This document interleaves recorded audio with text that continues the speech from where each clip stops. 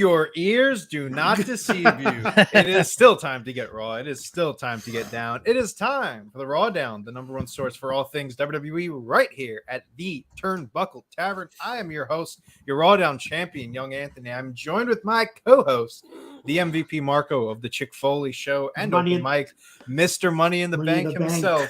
Yeah, buddy.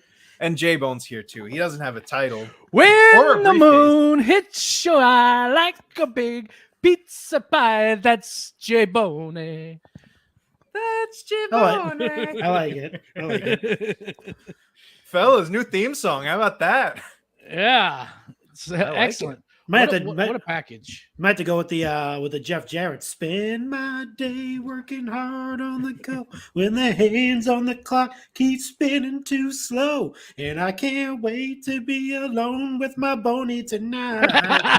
That's a good one. You call that one. That was just a weird flex to show that you know all the words to that, but I'll take it. I love it. Big shout out to Chad for the new intro. If you're a watcher of the RAWDOWN, you see all the little the regulars, I like to call them, all the guys that we normally talk about on the show that were kind of spliced into that intro. So I love the new intro altogether. You know, it's always good for a change every now and then. How many episodes are we in? We're changing it up. Yeah, hey. Got to freshen it up sometimes. I think we're like 90 in or something. I think so. We're almost about to be the big 100. 100. Yeah, we're in that's crazy. We're senior citizens, pretty much. Jeez. It's time to shake things up around here. Speaking of senior citizens, yeah, right. I'm going to be honest with you. There's not a lot of news to talk about today. So I think the way that we're going to do this is kind of just break down SmackDown, break down Raw, and splice in the news pieces as they fit. I know that there's a big thing that we could probably talk about, and we'll touch on that later on in the show. But we'll go in a chronological order. But before we do, we started last week by talking about giving our condolences to draws. This week, I feel like it's fitting that we also give our condolences to, forgive me, I don't remember his real name, but Mantar. Mike Halleck. Mike Halleck. Yeah. Mantar passed away. I mean, obviously, new gen wrestler, didn't do a whole lot in the WWE from what as Mantar. Was he any other gimmicks, or was he just... He was, I think there was something else. I can't remember. I think he was, during that time, like the indies were kind of popping a little bit, actually. Yeah. A little bit. Let me see. Keep talking and I'll fill in. Yeah, but, definitely rest in peace. That was caught me off guard to see his passing. He was 55 years old. So young. Yeah. I mean, I don't know if you guys have any. I don't know. That's the thing. I don't know how long his career spanned. If there were any like big moments from it. I just remember seeing his debut. I remember watching with the big, the helmet that he wore with the. I was like, that was. What I do remember from Mantar is I still have it, the big WWE encyclopedia book. I have one of those, and I would flip through it, and I would always see Mantar. Like he would always come up, it's like when you open a book. Yeah, when you open a book and you just want to see like what random page you go on, it's always the Mantar page that I open up to. So that's my memory of Mantar being a 21-year-old. But what about you guys? Yeah, it was just kind of forgettable, to be honest with you. Yeah, it just was what is. Obviously, the look with the head and all that stuff, the beast head or whatever, but he quickly ditches that, and it's just like Earthquake, but not even good. Yeah, he had I think Jim Cornette was his manager. That's right. When he debuted. I know he did some time at ECW as well. He did. Yeah. He did. He went WWF, ECW, then he went back to WWF for another. I'm not even sure it was a full year, like around 96 or so. It was an ECW. Wow. He did a little stint there. Just going through his old the stuff I was reading. I remember he did have a match with Razor Ramon for the Intercontinental Championship. He actually had an IC title match, but it was I think Jeff Jarrett interfered and caused a disqualification. God damn it, Jeff! God. Yeah, so well, how fitting! I actually sang. I'll tell you what, though, I would gladly take some Mantar figures from Mattel, though. Oh man, with a furry helmet and all that stuff, dude. That'd be sick. I want it. But yeah, he was in the King of the Ring tournament too. 95. Wow. Look at you. Are you Mantar's biggest fan? He's a huge Mantar mark. I was trying to be more like because last week kind of off the top of the head we were talking about draws. So this time around I want to kind of like read up a little bit, and kind of jog my memory a little bit. But yeah, I mean, good. He's one of those like, how do you say it? He's like one of those like not mythic figures in wrestling. Like it's like about Mantar, but I would say like, infamous. Infamous, yeah. So we'll say infamous. Okay. Yeah, he's got the legend of Mantar. He's kind of like a Shockmaster in a sense, where if Shockmaster was actually made it past his debut, he probably would have had kind of like the same stint as Mantar did. But, the Legend of Mantar sounds like something that AI wrote. Oh, dude, that's ChatGPT. That's what I'm going to do tonight. ChatGPT to ask about the Legend of Mantar. Maybe the WWE will sue them like Sarah Silverman is suing ChatGPT, but nevertheless. Right, there you go. No. Yeah. Apparently, did you guys hear that they're getting sued? ChatGPT? Yeah. No, for what? Well, they're getting sued. I think now I gotta look it up. It's like the Writers and Actors Guild or something like that. Yeah, that's a whole nother thing. I do think that's kind of side to it, but it's with it. I think because I mean it's like it's taking like creative direction away from not taking away, but it's using things that's already been put into creative motion, right? But spinning it in their own version. It's the FTC is just investigating OpenAI over a data leak and the inaccuracy of ChatGPT, which if you go on ChatGPT, you know that it's not always accurate. So I mean, I guess there's what. Yeah, right. I mean, not to get like all techie, but it even does say that if you ask it a question, it does say like the date is only up until like 2021 or something. Yeah, like so it's like I mean they are doing like updates and stuff like that, but as far as like the knowledge goes, it's learning from people that are using it. So it still thinks it's in the pandemic. Pretty much, yeah. It hasn't been out of the pandemic yet. So like even if you obviously there's if you read up enough, it's not just you don't just go in and say, hey, write me this, and it does it. Like you have to actually, it's like a chat, so you have to it's almost like having like a working partner or a coworker that you're like bouncing ideas off of. That's how it's supposed to work. I'm not sure if everyone's doing it that way, but. Yeah. Big shout out to Chad in the chat. 89 episodes. That's where we are. All right, so we were one off. Damn fellas, 11 away from the century mark. Best WWE deep dive crew in the game. Tavern is lucky to have you. Oh, look! What a great guy! What a great guy! He gives us a new intro. Great guy. Except for a new intro, gives us some love. The only thing we don't like is people that bend the knee. So yeah, we don't want any acceptance from knee benders. No. I really hope he shows up in the. He's not going to. No, he's too much. You quit the tavern. He's too much of a bitch. He's not ready for this. So this is a different animal over here. He's bending the knee again. Yeah. No, he's adding T's and bending knees. He's too busy trying to figure out what T's to add in words. Can you add a T in the RAWDOWN? RAWDOWN. RAWDOWN. Oh God, that's great. What a garbage human. We're live. Our guy TNT because he's TNT. What's up? Dynamite. Tyson's in the hizzy. Well, we got off on a long tangent there to start off the episode, but root of the initial topic, definitely rest in peace to Mantar.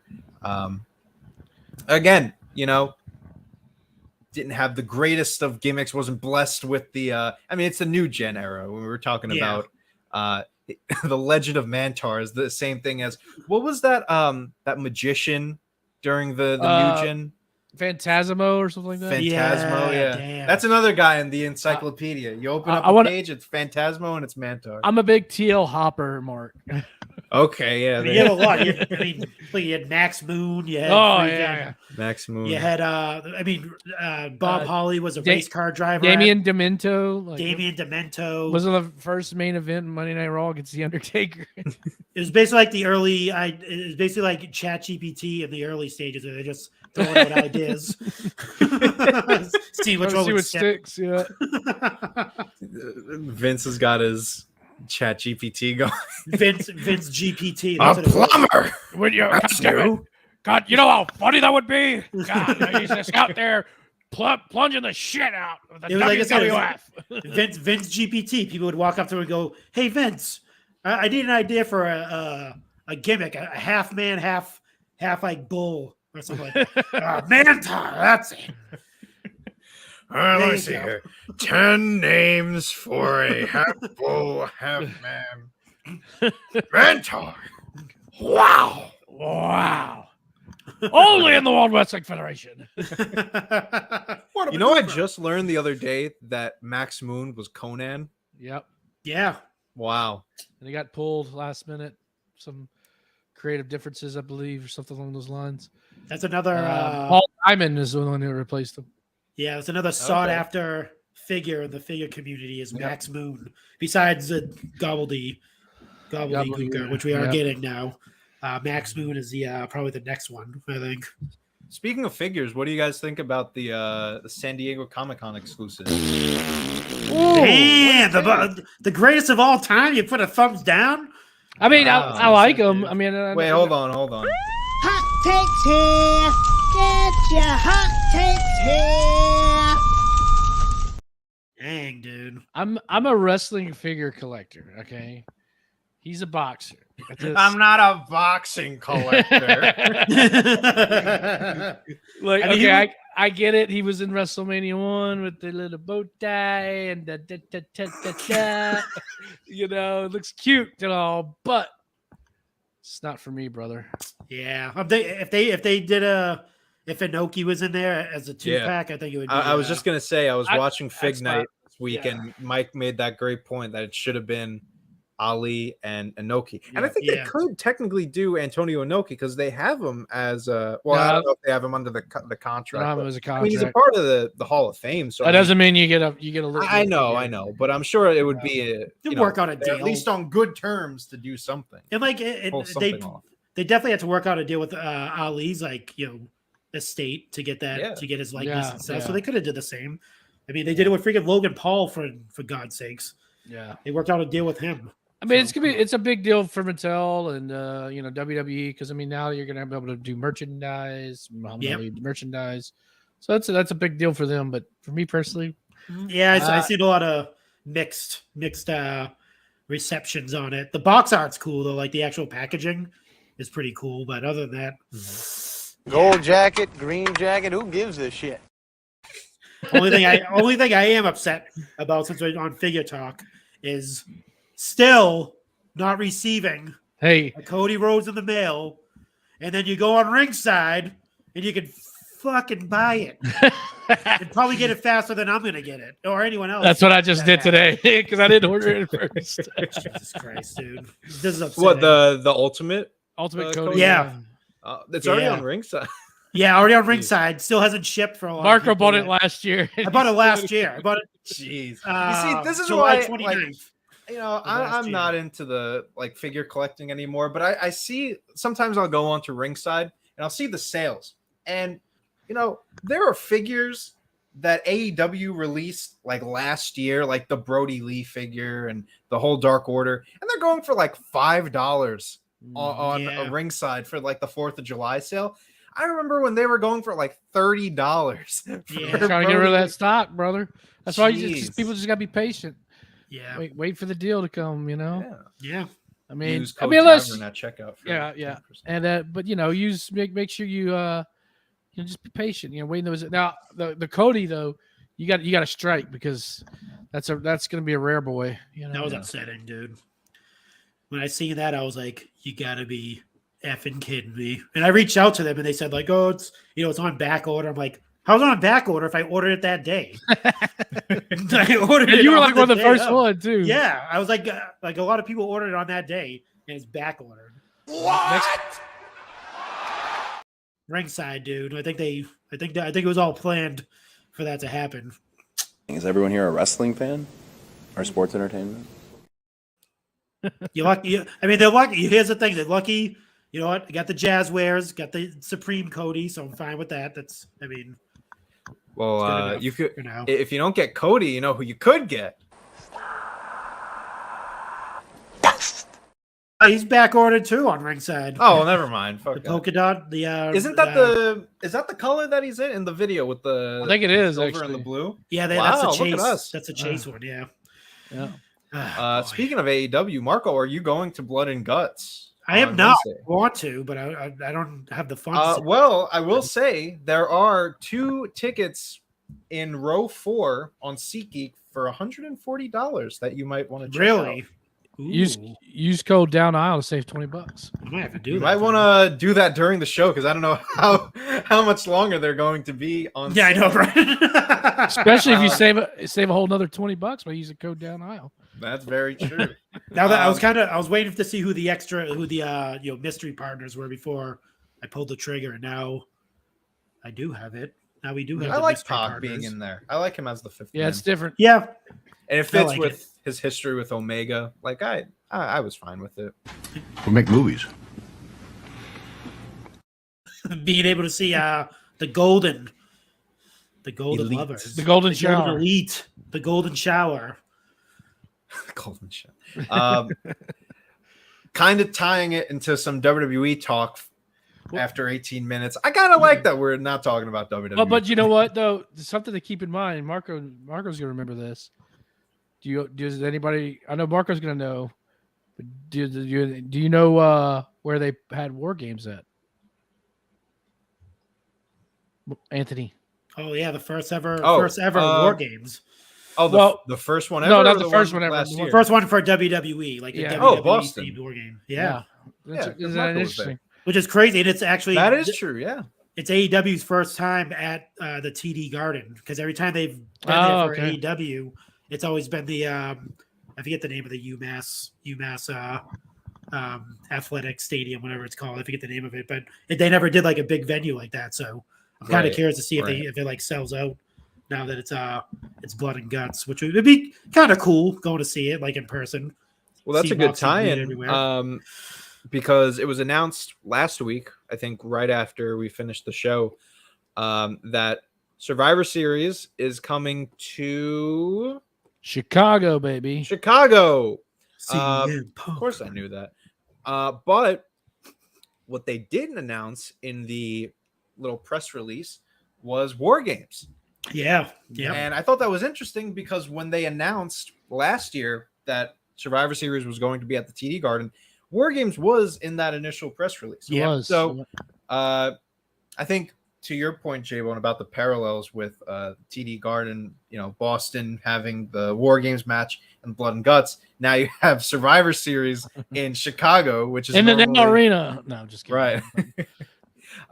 So also But arena.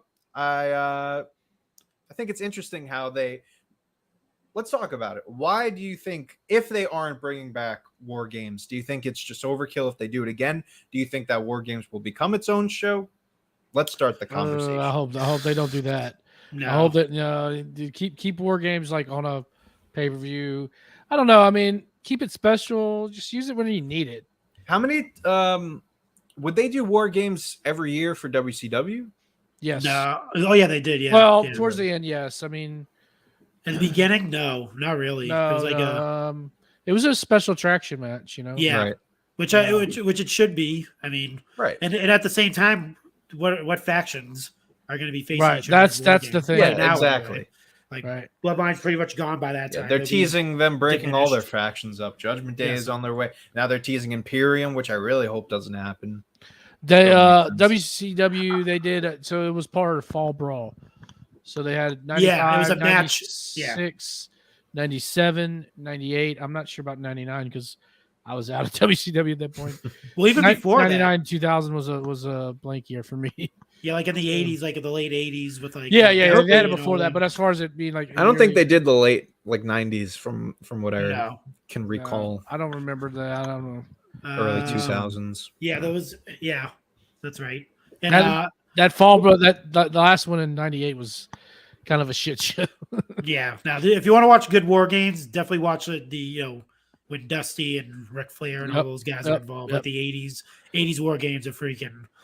Whenever it was the Road Warriors versus the Horsemen, that was excellent. Yeah. Oh, so sick. But yeah, the Imperium thing. So what I was reading is the Imperium's not breaking up. Probably Giovanni Vinci may be leaving or maybe out of Imperium, and they'll be taking on a new member for Imperium. So a few names are floating around. What's his name? JD. God, he's rumored to be in every faction. I know. Wait, hold on. I'm getting a report right now. He might be the newest member of the NWO. That and I read someone like with not a rumor, but someone came up with like a hypothetical that they would think. Oh boy, this is so stupid. Drew McIntyre would turn heel and join Imperium. I'm like, that's horrible. That's dumb. Could you fucking imagine? But I like JD McDonough being in Imperium. I don't. It doesn't make sense. Doesn't make sense. I mean, he makes more sense to be in Judgment Day, to be honest with you. But I don't even know if I even want that, to be honest. Yeah. Like, if I was to pick one, put him in Judgment Day. Yeah. But if they're gonna do it to replace Finn, nope, get that out of here. Poo. Oh, yeah, no, definitely not. No. Yeah. Finn stunt double. You might as well. Pretty. Yeah. Like sick for a week, maybe they can just throw him in. Oh, Finn's here. Huh, Finn looks a little off this week. Man, I think. What do you think? So I was kind of thinking like the swerve if they are going to do the Judgment Day, breaking up. I think the obvious choice is everyone going after Finn and Finn being ousted. But I think the swerve would be Damian Priest, dude. That'd be the crazy swerve if Damian Priest was kicked out of Judgment Day. And it was still Finn, Rhea, and Dominic. I've been kind of set on that's what it's going to be. I have a feeling that they're going to turn Priest into a babyface. Yeah, I think so. It's looking like that. Terrible idea. That's not the idea to do. I mean, I would rather Finn be the face. But I think it looks like it's too obvious for Finn to be kicked out. It's the obvious choice. Honestly, I think what they should. I mean, I think you should have, Finn wins the title SummerSlam, and Mommy and Dominic come down to celebrate, and help, and give him the old hoorah, and then Mommy just does a beatdown, and then Dom joins in slides Priest. Let's do this, cash it in. Dunsky. He does his little clap. We got the clap. That's how he should win. He should clap him. 1, 2, 3. I really don't know where this is going with the Judgment Day, and I don't love it. Yeah, I guess it's been a year that they've been together as like this. Since kicking out Edge. Right. It's been a year. I guess it's time to shake things up around here. But I mean, if it ain't broke, don't fix it. Like, right. Yeah. No one really has had a problem with. Now, have they been booked as the strongest that they could be? No. But does that mean that you immediately break them apart? Absolutely not. Like, what do you do now with a baby face Damian Priest, right? I'm still nervous of the fact that Triple H has been pushing Money in the Bank can be for any championship. Is that a crutch for Damian to cash in on an Austin Theory or not Gunther? I hope it doesn't. But I mean, with the rumor now that Finn is going to face Seth again at SummerSlam, which I'm fine with, just makes you think like, what's going to happen with this? And I just don't get why they're choosing to split them up. Will they be fine on? I mean, Dom and Rhea are still going to be together. Like, that makes sense to still keep them together. But like, what do you do with Finn and Damian? I feel like they were so strong. They were much better, stronger together. Now, I mean, what? Finn goes back to doing the demon again. Damian Priest is a babyface. I don't know. Are you guys confident with this this breakup? Yeah. Yeah, I think they'll do it right. I think they're trying to not copy paste the Bloodline thing, but try to get a story. Tommy T just subscribed. Thank you for joining us. Stick nice. around. I think they're just trying to try to, because if you watch Monday Night Raw, they did like the Judgment Day storyline was kind of like the weaving storyline throughout Raw. If you've noticed, if you watch the whole episode, so I think they're just trying to do the same thing they did with the Bloodline and basically do it on Raw, because you have two popular factions anyway, with Bloodline, and now you have Judgment Day on Raw. You can pretty much do the same thing. I think we kind of talked about this. Like, there's no real like main backbone storyline for Raw. Like, there's a bunch of storylines happening, but there's nothing that's weaving throughout the show. And I think they're doing that with the Judgment Day. Where you have like Damian Priest, like right now he's like not a main eventer, but I mean he's on his way to being that. Finn Balor's always kind of been a main eventer. You have Rhea Ripley, who's a main eventer. Like, you have main event people. Notice I left out Dominic. You have those people in there that can actually like have that storyline weave throughout the show and have them. They're showing up on NXT now. They're part of an NXT storyline. So like, I mean, I like it, and I like the fact that they're actually doing that and keeping them, kind of keeping them together, and kind of breaking up that like, they're going to break up. Oh, now they're good again. But we'll see what happens. I just hope. I feel weird that they're doing it for so many factions, but I mean, maybe it's intentional. Tommy T asks us what we thought of Dynamite yesterday. Just for further reference, Tommy T, we are WWE podcast. If you want deep dive coverage of AEW, of course, the flagship podcast has got you covered. And this Sunday, learn the product, pal. 10 p.m. Eastern. The All Elite wrap-up show with Tom and Mike. You can get some great coverage on AEW. But for Tommy, what did we think of AEW last night? Solid show. It's good. I like what they're doing in MJF and Adam Cole, baby. I'm a fan of that. I tell you what, it's kind of made me turn my eye with Adam Cole. Was pretty impressed with the big man last night, so I was pretty impressed. I like what they're doing, and like they're protecting him real well. So it's good. It's good stuff. Yeah. I really love the Adam Cole MJF stuff. I kind of wish they're not going to put the titles on them, but I kind of wish that they would, just because of how well they're I don't know about that. I don't know about that. I could see them putting the titles on them. Hey, I kind of hope that. I know that, like, I can just tell that Tony Khan is like itching to do it. I kind of hope he just does it. Like, I think he should. They're a great tag team, FTR. Great guys. Great guys. Just give them the titles for 2 weeks. And they get so feud. They get so fight. Shawn Michaels and Stone Cold did it. They were tag team champions, and they had a match against each other while they were tag team champions. Sure, that's true. It's possible. You can still John Cena and Shawn Michaels. Shawn Michaels just hates us for tag team partners. Yeah. Eddie Guerrero and Rey Mysterio. Yeah. They had a match and they were tag champs, so it's a possibility. David Otunga and John Cena also. Oh my God, John Cena had some crazy ass partners. Remember that? The Miz.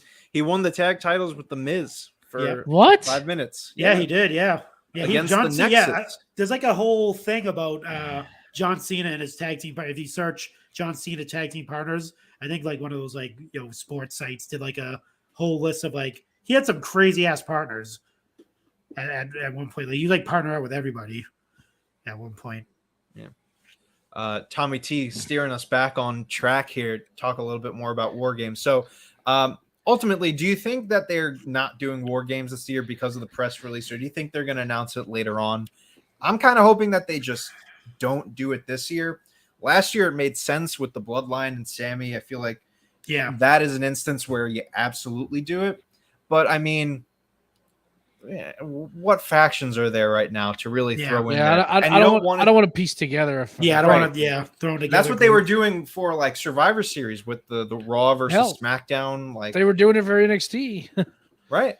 Even the women's match last year was pieced together a little bit. Yeah, pretty much. I don't want it to be a like how we always said with Hell in a Cell and Extreme Rules, like it's that time of the year, like we have to do a Hell in a Cell match. Right. Like I don't want it to be Survivor Series. Oh, we got to do a War Games match. You know, let it naturally build up. That's why I think with the 5-on-5 elimination match, it's easier because you kind of can just throw in all the guys who are feuding right now. There's not a lot of like personal connection. The War Games, like you have to be on completely the same page as like a united front, because you're in a big cage, 2 rings. Like it's a whole big thing. So Yeah. Another thing too, I'm just thinking TD Garden's arena, I'm pretty sure is a bigger arena than an All-State arena.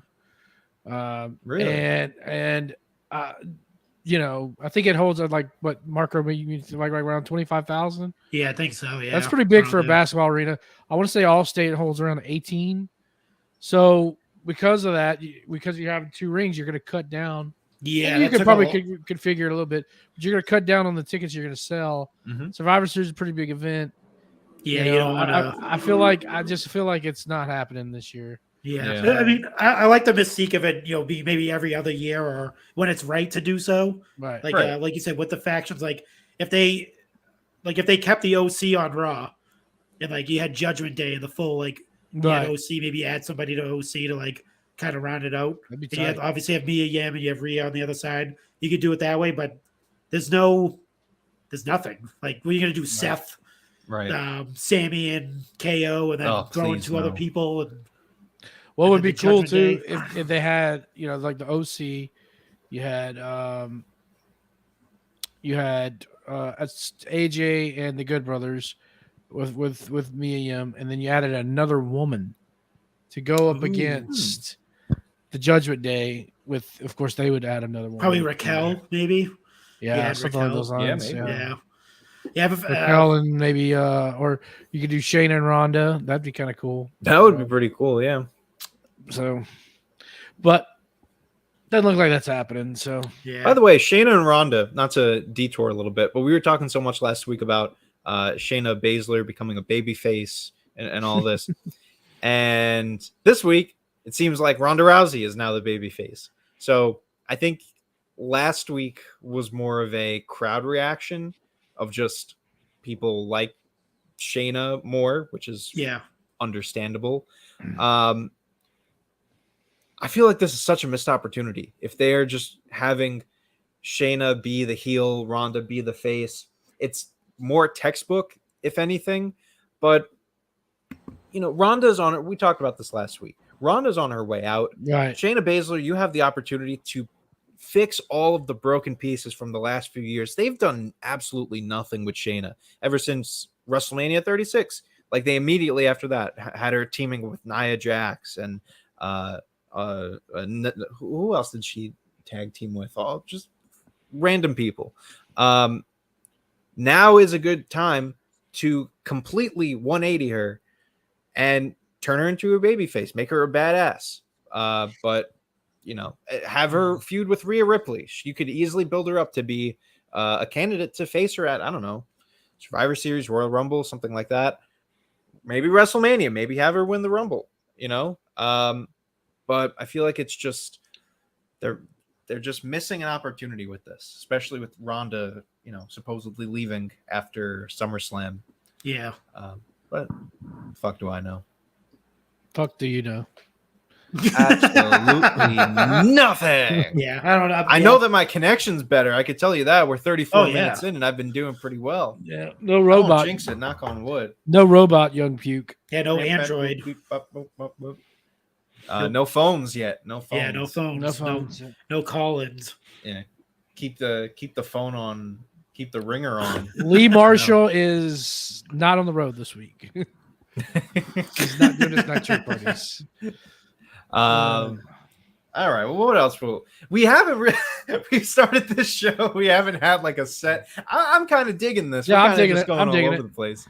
It's a light week. Let's be real. You know, It well, is. other than what happened on SmackDown, maybe we could go ahead and get into that. All right. So let's get into. We'll do a little breakdown of SmackDown, a little breakdown of Raw. We'll do a little dance, make a little love, get down tonight. What? Not So with let's- you two. Well, actually, Yeah, before no, we I'm good. before we get to that, did you guys see the exchange between Grayson Waller and The Rock on Twitter? I did not. No. Yeah, so the Grayson Waller made a video of he's making fun of The Rock's debut at Madison Square Garden when he wore that thing with all the little tassely things on it. He was like, "Oh, this is awful. Who would wear this?" He's like, "What a shitty debut." But he's like, "My debut is," he didn't say shitty, but he was like, "My debut is way better." And then The Rock responded, not in the video, but he responded back basically just like fucking just shitting on Grayson Waller, dude. And then Grayson Waller came back and was like, "Oh, I want to invite you to my to the Grayson Waller effect." So I don't know what that is. I don't know what's gonna happen. If he shows up, 40. What a rubski that could be for Grayson dude. Waller. I mean, already it is. You're Even Roman couldn't get him out. Fucking Grayson Waller. Grayson Waller can talk, dude. Rock was like, yawn. Oh. Call me when she rolls over. Yeah, he basically said, you say Grayson Waller. I can't watch the video, but The Rock responded with basically just shit on. He's like, The Rock said, "Man, you're right. That outfit was so cringe. Here's what's more cringe: the fact that you look and sound like you dropped out of some jabroni's balloon knot."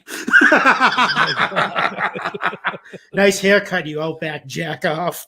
That's hilarious. It's got to lead to something. Dude, that was like, I thought it was fake. I thought someone, obviously, like, wrote it out. No, it's actually The Rock's account responding back to That's hilarious. Grayson Waller. So, man, Triple H probably, gave him a little call. Hey, trying to get our kid over. Could you give a little retweet? And they got to talk about it on Like, SmackDown too, guaranteed. Grayson Waller's going to be like, The Rock, he responded back to me on Twitter. Stupid shit. Well, let's finally get into it. We've been hyping it up enough. Let's talk about it. SmackDown sucks. This Raw Down does not suck. Man, I tell you what, I was over there in the corner looking at Triple H going, "Is that Bill Shakespeare over there? What do we got?" Man, dude. All right, yeah. Let's start with like not with the actual thing, but let's talk about the emotions, like the acting range of Roman Reigns throughout that whole thing, from anger, So good, to sadness, to uncertainty, to being scared, to This cameraman right here, this is my cameraman. dude dropping tears, like Dropping on cue. One tear. hardcore tears. Oh God! All right, now we can get into it. That was Yeah, I Tip mean, of my homies. not gonna do a full breakdown of it, but of course the Usos come out getting ready for the tribal court, and then Paul comes out.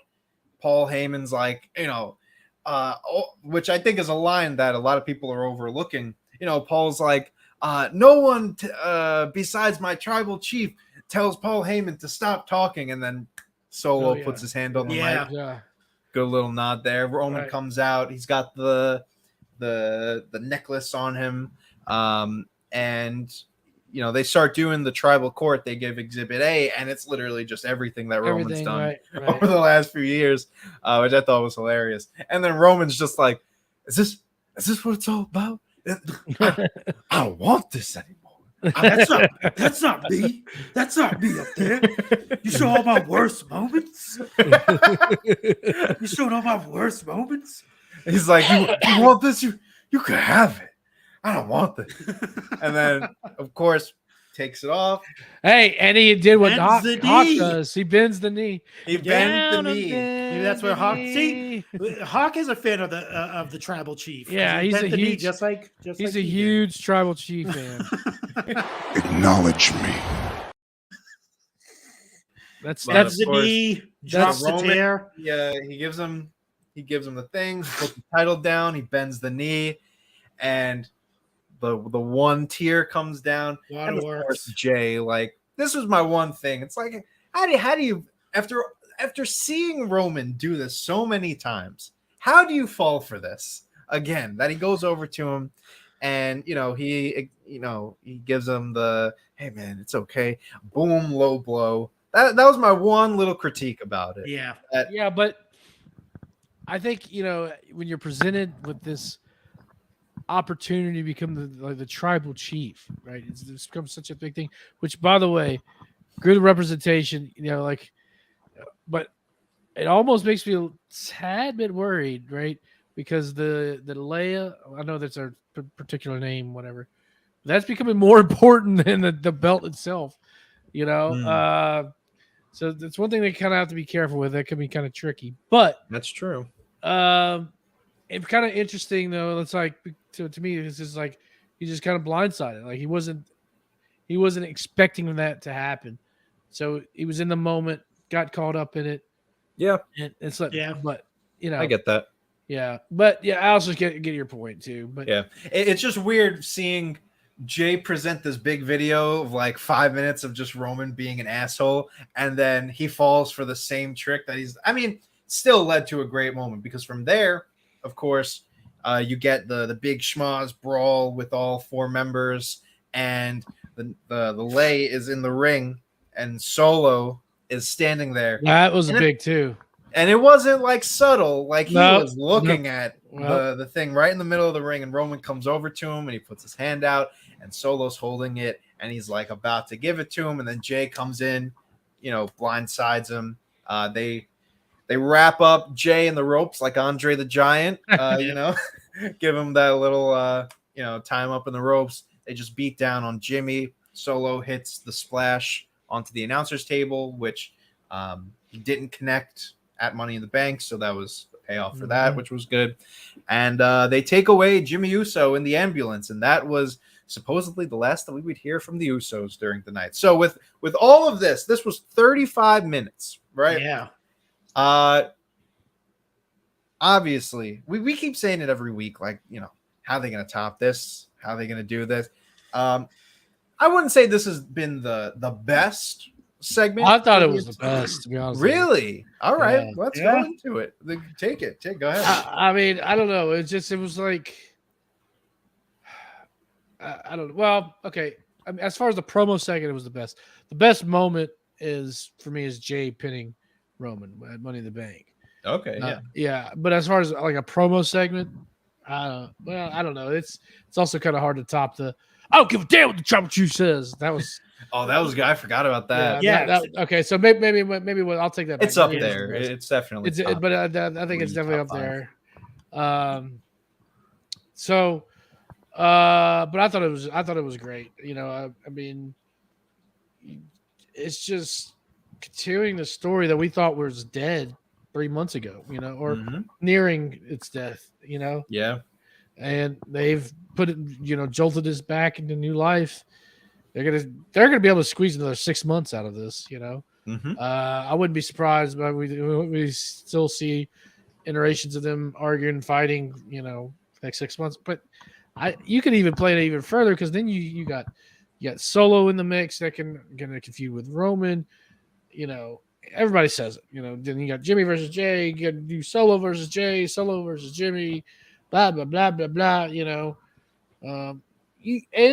They still haven't even involved any of the, like senior members of the Bloodline. Rikishi, the Wild Samoans. I think that would be cool, nice touch as well too. So I know people were expecting that maybe Rikishi, but I mean, I'm glad they didn't. Just keep holding it off as much as you can if you got a good segment built. So. It's good. Before you go, Marco, because I want to get your thoughts on it too. I feel like this goes without saying, but I think what you mentioned just now, we thought that this story was going to be dead 3 months ago. And now we're at this point where we can get another half a year out of this iteration of the Bloodline. I think it goes without saying that Roman in 2023 is the most valuable wrestler in all of wrestling. When we're talking about like the importance that a single wrestler has on the overall company, again, maybe just like an obvious statement, but like you look at someone like Roman, this story is never possible without his talent, without his in-ring work, without his mic skills. He, to me, is the most valuable wrestler that we've seen, I would say, over the last few years to a company. Like, he put so much value into the WWE because of his story. And you know, we've already been able to compare it. The story without Roman and the story with Roman. It was about to die at Backlash. He comes back that next SmackDown. Everything's well and good again. So it really just goes to show you the value that Roman has. Well, I think you have to give credit to the booking here, even for the whole Bloodline. I mean, yes, you know, you have to have the pieces in place, and Roman's done a good job. Mm-hmm. But I think you have to give credit where the booking's at too. The writing story, which is something that is like the antithesis of what we normally say, right? Oh, no, yeah. booking sucks. You mean Vince McMahon? The Yeah. Storyline. You know, I think that's where you have to give a lot of the credit to. Yeah. And having the foresight to really, because let's not forget, Roman was, you know, fighting Baron Corbin right before this all started, not in a good position. Yeah. You know, people were tired. We were very tired of him. Yeah. You know, and look, I was a Roman Reigns fan, you know, like in that 2015, 2016, 2017 run, but he definitely was getting stale. So it was the time for to make that move for sure. That's a good point. That's a good point. Marco, let's hear your thoughts on just the first segment, because we could talk a whole nother part of the second half of this. Oh yeah. Schmaz. But yeah, even just to piggyback off of what J-Bone said, and the what was he? Paul Heyman. I forget what interview he had. Who was it? I forget what podcast it was on. But yeah, he talked about that. He said, Roman Reigns. He knew he was getting stale. He knew his character wasn't going anywhere. The creative wasn't there, and that's like one of the main reasons why he walked away from the WWE and Right. At that time. Like he wasn't happy with what was going on. And then obviously, and I think the pandemic had a play in it too. Well, yeah.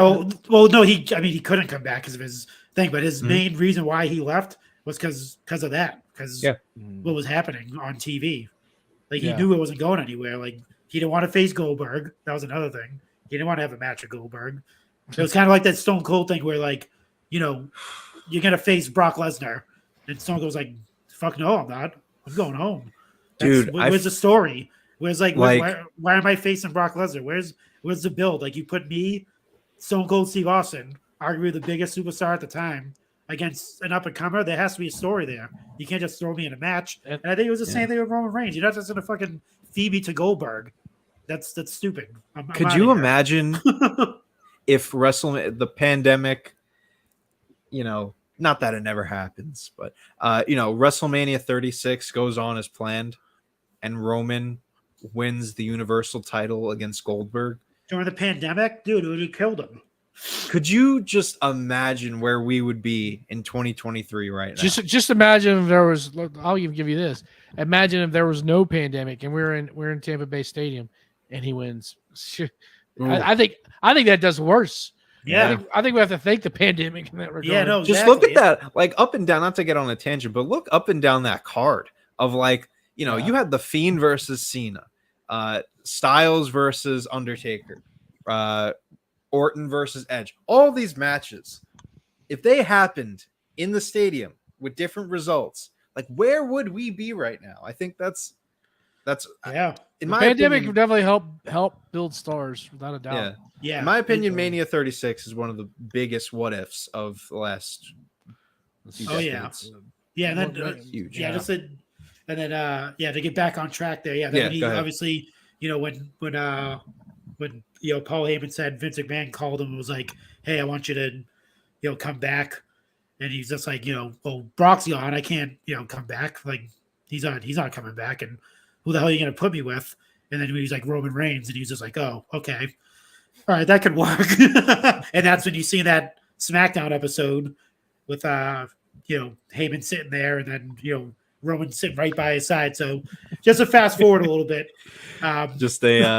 Sneed is in the chat. Just stopping by to say that Hawk bent the knee and kissed the ring. He didn't just kiss the ring. He just full on made out with it. Tongue kiss it.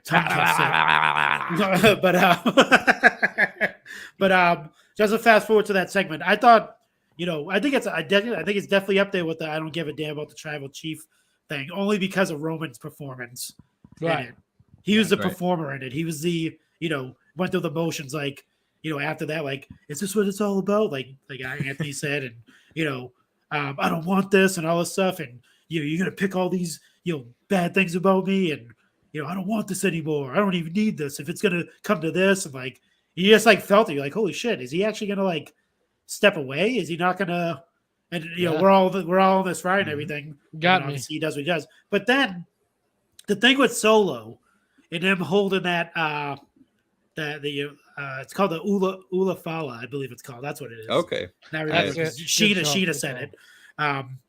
Mahalo to Sheena because she was a native of Hawaii, so she's a good reference for that. But when he's holding that, he's remembering, and I brought this up last week, of what happened at Money in the Bank when Jay and Jimmy kicked out together, and Roman sat down and was like, hands on his head, crying, like you beat these guys, and then Solo, he's standing on the outside of the ring, maybe he's standing on the apron, and he turns and he looks, gets in the ring, right, and Roman's still sitting there like, oh my god, what are we gonna do? And Roman's just staring at him like, are you kidding me? You're the tribal chief? You gonna sit on your butt and cry because these dudes kicked out? And then he just grabs grabs Jimmy, and Roman's like, yeah. Then he kind of like Solo was the leader at that point. That's why that's why he held it. Was like, I'm not giving this to you. Like, you failed. You failed in that match. Mm-hmm. I was the one that brought you back into this. I was the one that picked you back up off the canvas when you were sitting there crying that they kicked out of this thing. But no. Let's do this. So I love that. I love the hesitation part. Yeah, he's the wild card in this, man. Like, he could turn. Obviously, he's following the orders of the tribal chief, but at the same time, you can tell he's his own entity in this. Like, he really has no allegiance. He's just there to do what the elders told him to do, and that's protect whoever the tribal chief is. So if case in point, if he did leave it on Jay and Jay was it, Roman was going to get the spike. That's how it was going to be. I mean, The he's just there to do Spizike. the job. Yeah. So I don't know, man. It's very, very interesting. Very yeah. Before we get into the other part of the Bloodline talk, take a quick detour to talk about Grayson Waller and Edge. I didn't really know what we were going to get out of this. I was Grayson kind of surprised Waller we're going to have a effect. match. Yeah. Right. But I figured Madison Square Garden, it was weird of them just to bring out Edge for a segment. Made sense for them to put him in a match. It was definitely shocked me. We even got a Mark Marrow shout out from Edge. Yeah, true. Yeah. And a That's true. Sable. And a Sable shout out. But we get the match. It was the main event match of SmackDown. I thought it was really good. Edge gets on the mic afterwards and says, because earlier in the night he mentions you're the swink or you either sink or you swim. Yep. And he gets on the mic and he just says, "Hey Grayson, you swam tonight," and put him over like that. Grayson's fucking good, dude. What'd you think of Grayson's first match? Love it. I like. I mean, if you watch him in NXT, he's great in the ring, dude. Great on the mic, great in the ring. I'm telling you, he's everything that Austin Theory wants to be, but he can't. It's literally. I mean, they can get rid of Austin Theory and just put Grayson in his place, and they'll be fine. Pretty much. That's how I see it. What a comment. They could just get rid of this guy and put this guy in his place. Because that's what they're pretty much. You take them two, you put them together, you stand next to each other. They're pretty much supposed to be the same character. Like, they're all full of themselves, Obviously, they're great in the ring and stuff like that, but they can talk. Well, one of them can talk with the best of them. Like, just think, they put Grayson in the Raw with the ring with John Cena, and then the same week, Edge. Mm-hmm. And now they're teasing The Rock. Now they're teasing The Rock. Who do they have more stock in right now? You don't like the Miz? The dude can handle himself, dude. I mean, he can handle himself on the mic. You've seen him with Edge. He doesn't stammer, he doesn't stutter, he doesn't seem scared to say anything back or anything like that. Like Austin Theory, he's just, I don't know, man. I mean, he did get the win. He did get a big win over Sheamus, so I'll give him that credit. But other than that, dude, I totally forgot that happened. Get theory, Must not have been that big. get theory out of there. But I don't know, man.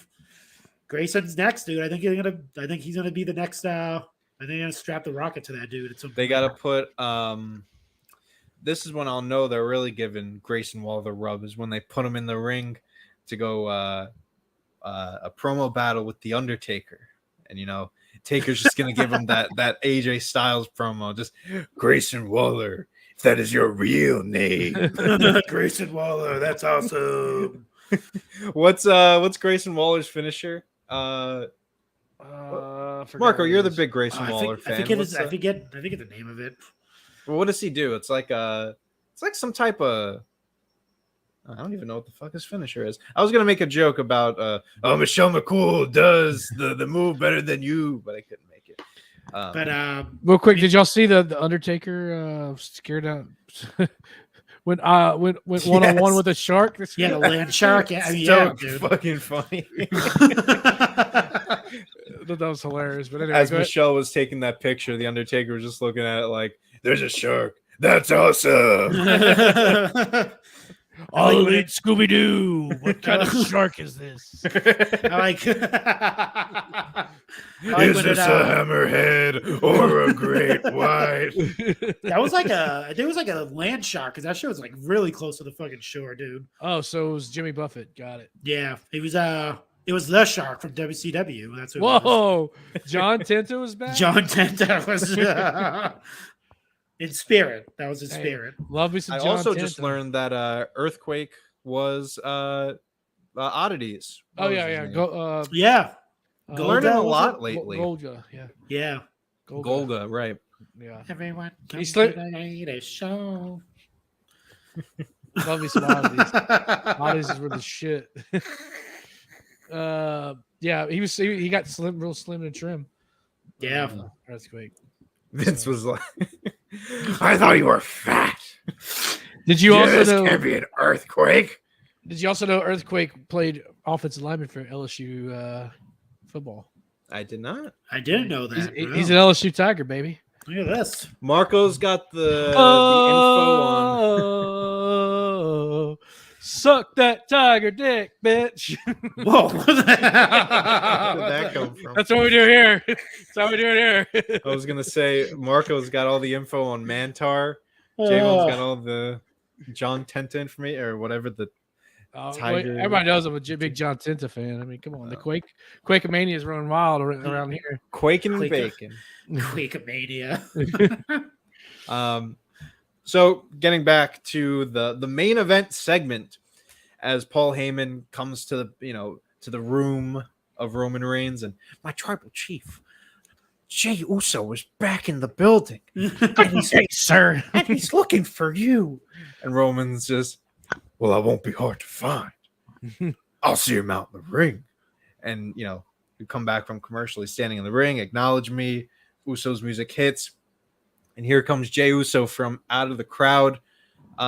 Someone drew the parallel. I forgot who it is. The parallel of the Shield. I didn't really think that much into it, but I think it's pretty cool. Jay coming from the crowd in the same tunnel that Roman would come from. But nevertheless, we get a little brawl. Not much. The big thing was that Roman, gets out of the ring. Jay is standing guard of the ring. He has claimed the ring, and he has also claimed the Undisputed Championship. Yep. So I think this is also an interesting little tidbit here, and I'm not sure how to feel about it too. The fact that at the beginning of the show, Roman was offering the what was it called, Marco? The Ulafala. That one. He was offering that to Jay earlier on in the show, and Jay accepted it. But now Jay is taking the Universal Championship. So, I mean, I guess to what you were saying, J-Bone, about how, is the Ula Faula, if that is becoming the main thing instead of the championship, I guess not, because Jay went for the title. So, I mean, maybe that's a little bit inconsistent, or maybe that's intentional. It's a good point. And Roman's maybe like, put that down. Put maybe that down. maybe like I kind of hope that they explain this on SmackDown. You know, maybe Jay doesn't want to be the tribal chief. Maybe he just wants to be like champion. Yeah, He wants to yeah. be his own man. Let's get I that. hope that's what we get in the promo, because if not, that's a little bit of inconsistency. Like, Yeah. you know, instead of being the head of your family, you know, you want to be the world champion. Like, there needs to be some layer to this. I'm sure they will explain it, because it's, you know, they haven't failed us yet. But what'd you think of the last segment? This is great. Loved it. All right, never mind. Let's go. Yeah. I mean, I guess we gave it all the praise that we could. Yeah, no, right? I mean, yeah, definitely Jay did his thing with the Yeah, I did it. yo, try by combat. You took Yeah. my brother away from me. You took this away. I don't care about anything. I just want you to whip your ass one more time. And then you hear Roman yelling, "Put that down! Put that down!" Because he's holding the title. While he's yelling at him. As you mentioned, he's like on the mic and he's holding the Universal title while he's saying all this stuff. And you hear Roman going, "Put that down! Put that down!" So I just thought it was weird that he didn't send Solo in to take him out. Or Solo didn't even go in to like do anything to Jay. Maybe So- that was intentional. Maybe that was intentional. Maybe Jay was just like, I don't know. maybe Solo was like, you're on your own. Yeah, I mean, dude already pinned you before. maybe we'll get that in Roman's room on SmackDown. You know, Why he's did gonna you turn do to nothing? Solo like, and where were you? And Solo just for you, and you. Solo just do this. Yes. Just stare at him. He's such a great actor. I wish our audio listeners could look at Marco's I did the impression of arm Solo. fold face look, the slow look. Two things Marco is great at: the Booker T voice and the Solo. the pan. Next week you need to come with a Samoan spike taped up. There we Yeah, go. That's and- what I'm gonna do. Some blonde hair, you know. Some blonde hair. Jesus Christ. All right. But so that was SmackDown. Good show. Madison Square Garden too. You see, MSG. here's a little tip for all of you wrestling fans out there. If you want to go to a wrestling show and the tickets are expensive, wait until literally 5 minutes before the show, because I was scouting those tickets for Madison Square Garden. They were $200 for all the way at the top all day. And then they started trickling down. And 5 minutes before the show, nosebleed seats were like $70. So if you really want to go to a show, Did you go? No, I didn't go. Oh. But I was looking at the tickets because I knew that I knew that they were going to drop, and I was going to be like, fuck. And that's exactly what happened. So if you're on the fence about a show because of price, go to the arena and then buy the tickets when you're like sitting in your car waiting for the show to start, because I shit you not, those tickets were like $70. They were actually selling some tickets during the show, like I think it was like $100 for like close to front row. I was like, Jesus Christ. But that's my little rant. So If you want to go see a wrestling show, go to the Cajun Dome, and at any time it will be $20. If you want to go and read your book, go to the Cajun Dome, because it's quiet as fucking there. You We need a suck. place to do some homework or file your taxes. If you Need need some a quiet constant- time. Yeah. Cajun Dome. Cajun Dome is where it's at, you know. Oh my god. Now, unless Garth Brooks starts playing, then it might get a little rowdy. 4 nights in a row, baby. Billy Joel at the Garden once a month. No, I'll take Garth Brooks. That's funny. I wonder how much tickets are going for Garth Brooks. Oh, it was pretty pricey. Real? Okay. Yeah. All right. Well, at least he's Yeah. making his money at the Cajun. Oh yeah. It's raging in the Cajun. I think it was like, if I remember, like 150. Ooh. Big Yeah. bucks for Garth. Yeah, we had to conjure up all of our pennies. For that All in the name of Garth Brooks. one. Yeah. All right, let's move on to the second half of our discussion. It's almost as bad as Raw. You ain't lying. Well, let's break it down. Raw. What were our overall thoughts? J-Bone, you said he ain't lying. So It's just, I don't know, man. we talked about it a little bit with the Damian Priest stuff, and I'm just not a fan of it, to be honest with you. I don't know. I don't like this how they're running it back with Finn. Just not doing anybody any favors, Finn or Damian Priest or Seth Rollins. Nobody's getting the rub off of this. Mm-hmm. But again, like we talked about last week, where else do you go? There's no one left. There's no one left. After 3 months, there's no one left. There's no one left. I mean, like, honestly, though, like, you look at the roster of Raw, there is no one for Seth to face. Sweet. I threw out Tommaso Ciampa and of course he loses this week, so you don't even have him anymore. There is no one for Rollins right now. It is an awful spot to be in. Yeah. And on the topic of Rollins, I'm going to give a little bit of a hot take. Hot takes here. Get your hot takes here. That I am going to sound a bit fickle. However, I have been turning off Raw at 10:30 p.m. Eastern every week because it is the same exact match. Yeah. With like maybe one or two different participants or a different, 1-on-1, 3-on-3, 2-on-2. I'm so sick. It's been boring. Different. I understand that they want to make Seth Rollins the fighting champion. One, he's not even defending his championship. And two, it's against the Judgment Day. And for the most part, the Judgment Day loses every time, except for this week. They got to win. Yeah. I'm happy about that. However, Seth Rollins in a 20-minute match at the end of every Raw is not doing him any favors. I'm telling you, literally the last at least 4 weeks, I've been just turning off Raw at 10:30 because I know what's going to happen, and I don't care. Like, you got Cody, KO, and Sammy versus the Judgment Day. You got Seth versus Dom, Seth versus Damian. I knew it was going to happen too because they were going to do Seth versus Dom, and I was like, all right, it's a rematch, but whatever. And then the Judgment Day comes out, and I was like, all right, maybe they'll just like cut it here, give the Judgment Day some momentum. And Kevin Owens and Sami Zayn come out. I'm like, oh, all right, 10:30 it is.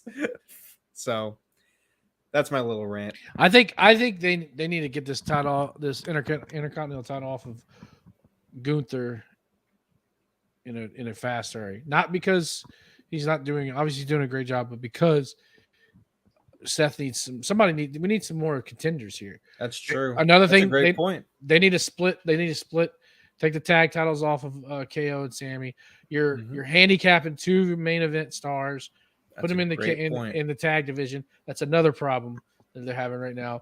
So put the tag titles on an actual tag team. Build your fucking tag division like you're supposed to, and they could still be like friends or whatever, but these are main event guys. They're handicapped in the tag division, right? That's three guys. That's three guys that you have that you're not utilizing correctly. Here's how I'd save Raw. You ready? And Marco, I want to get your thoughts on just everything that we've said so far. To what you have said, J-Bone. And you don't even need to take the title off of Gunther. All I would do is put the tag titles on Imperium, the other guys, right? So that the Imperium holds all the gold. You turn Kevin Owens heel because Kevin Owens is a great heel. You have him go up against Seth for a little bit. And while you're doing the feud with Seth and Kevin Owens, you start building up your other guys that you have on the roster through the Intercontinental title. You have Apollo Crews challenge him. You have Ciampa challenge him so that you start building contenders. Not that you have 1 or 2 contenders that you're just riding off of for months. So I completely agree with you. I like all that, but I don't think you need to turn KO heel because they have such a good history, rich history, Seth and KO. I mean, they could just battle it out like, mano y mano, Yeah, that's true. Because, the worry about flipping KO again, back to heel, then he's just like, man, he almost becomes kind of close to Big Show level where he's flipping back and forth face and heel. keep him face for a while. It's fine. You could go. He could go up against Seth as a face. That's I mean, a good point. Warrior Hogan did it. You know, they made magic. You know. Yeah. So it's not. You know, it's fine. But Fine. yeah, you gotta spice this up though. I mean, putting Seth versus Finn, it does damage to both of them. Honestly, It really does, and to the title, world title. Yeah. Marco, what are your thoughts on the Seth Rollins status? Yeah, I think I don't know, man. I don't think it does any damage with Finn at all. I think they're trying to get Finn to that spot where he should have been a while back, like in that main event spot, which I'm fine with. And at the same time, obviously they're building Damian Priest to be in that main event spot as well. So they are obviously trying to get some opponents for Seth Rollins, but I'm pretty much in the same boat as you, Anthony. Like once they announce the main event, and you know what the variation's going to be, it's pretty much don't have to watch anything after that. It's not going to add anything to it. You might get that like the week before with kind of like the dissension of a Judgment Day, like that aftermath part of it. But other than that, yeah, I mean, as far as the Seth Rollins championship stuff goes, they definitely do need to get some type of like mega heel that he could go against. Well, I mean, he could still be in the Judgment Day, storyline or whatever, and still have have those fights with Finn Balor or those battles. But I think he definitely needs like a kind of like an ongoing storyline with somebody, with some type of like like you said, maybe a Gunther can do that, but there's really nobody on Raw right now, unless you like you said, like maybe take a Kevin Owens and kind of put him in that world title spot again. I mean, you necessarily don't have to take the tag team championship off. You can still pursue a singles type of storyline or thing with Seth Rollins. I don't know. It's kind of murky right now for Seth Rollins when it comes to the world title picture, and I just think there's really no plans for it personally. I think the fighting champion thing is to kind of like compensate for that there really is no opponents for him. And he's not even a fighting champion. He hasn't defended the title since NXT. Yeah, exactly. I know I didn't predict him to win, but in hindsight, this wouldn't even be a problem if Logan Paul won Money in the Bank, because immediately that makes the world title more important, because Logan Paul is not going to go after the Universal Championship. He's going to want the World Heavyweight Championship in Seth Rollins because there's unfinished business there. So I kind of wish that if it's not Money in the Bank, that they at least have plans maybe to even put the title on Logan Paul at this point. Because I feel like he is one of the only people that can truly make this championship important. And I mean, that goes without saying, you put any title on Logan Paul, it becomes a little bit more important because of his status. But speaking of Logan Paul, what are your thoughts on them starting up the Ricochet and Logan Paul feud? We got Ricochet doing his he did the move in NXT. I think it was against Velveteen Dream that he like did that flip over the ropes, which got zero reaction. I thought we were in the Cajun Dome for a bit, but no pop for that. You know why? Because Ricochet has no charisma. Dude's stale as hell. Okay, you can do all your little flip, dude, blah, blah, blah, all you want. Yeah, dude, you got to have a character, like just being a flippy flip guy. I'll give you, for instance, the couple years ago, or was about 10 years ago now, whenever was it the match against Zack Sabre Jr. or Will Ospreay? Will Ospreay. Okay, that's what I thought. All right. Remember how highly, like, some people were like, oh my God, that was so amazing. Mm-hmm. These guys can, crazy, and then of course you had your others, just a spot fest, whatever. Well, look at where we're at now. Ospreay definitely has a character and can go in the ring. Ricochet can go in the ring, no character. He relies on his in-ring work. Like let's do something different. Let's turn him a heel. Let's do something. Do something. You know, I feel like the little stick figure guy, you know, with the stick, you know that meme? Do something. Yeah. Well, maybe Logan can kind of pull that out of him. This promo Maybe. on Raw didn't do much. I mean, Logan was taking selfies with kids in the crowd. Like, you could tell this is kind of just an afterthought feud. I think the only reason why this is happening is because they botched that move at Money in the Bank, and they feel that they need a highlight moment.